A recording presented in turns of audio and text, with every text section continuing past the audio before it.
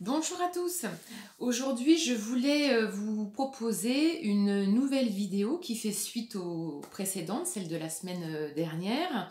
On est donc en semaine 3, une troisième semaine de confinement. J'avais partagé avec vous quelques exercices et conseils pour déjà mettre en place une organisation et puis capitaliser sur tout ce qui avait déjà été bien, tout ce qui avait émergé pendant ces 2 premières semaines, sur vos premières réussites.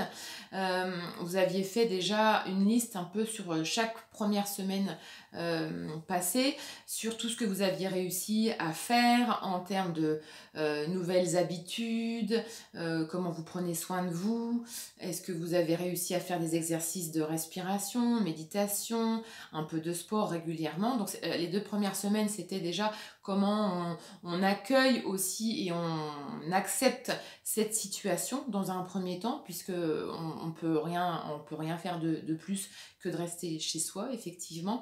Et puis ensuite, j'avais commencé à vous dire de commencer à prévoir, à organiser les 4 premières semaines à venir, 4 prochaines semaines en fait, en fonction d'objectifs que vous pourriez avoir, puisque c'est effectivement c'est le moment pour mettre en place des choses pour avancer dans vos projets.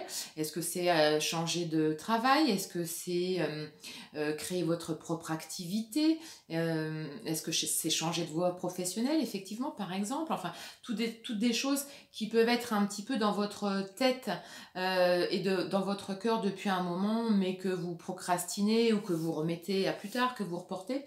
Là, clairement, on s'aperçoit qu'aujourd'hui, il faut aller vraiment au cœur de soi et d'aller à l'essentiel. Laisser tout ce qui est superflu et qui n'est pas vital, qui ne vous anime pas en fait de côté.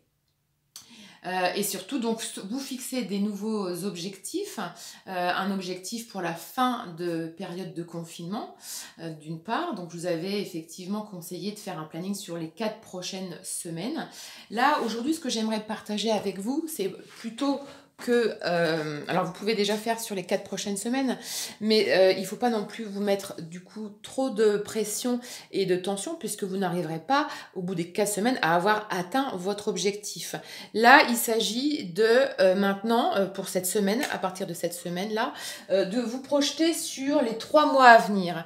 C'est-à-dire que votre objectif, histoire aussi qu'il soit digeste, je vous conseille de maintenant de vous dire, voilà, j'ai 3 mois devant moi, sachant que le mois d'avril, a priori, il va être encore confiné. Donc, j'amorce les premiers changements, la stratégie, qu'est-ce que je vais mettre en place comme action, mon objectif, qu'est-ce que c'est, et puis petit à petit décliner et dérouler le comment, avec des actions de plus en plus précises et concrètes. Voilà.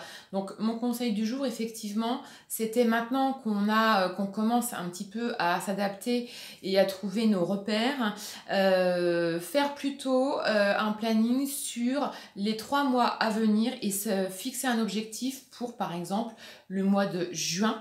Et là, peut-être qu'au mois de juin, vous aurez abouti à votre objectif final, mais en passant par des étapes de avril, mai et juin. Fixez-vous des objectifs précis.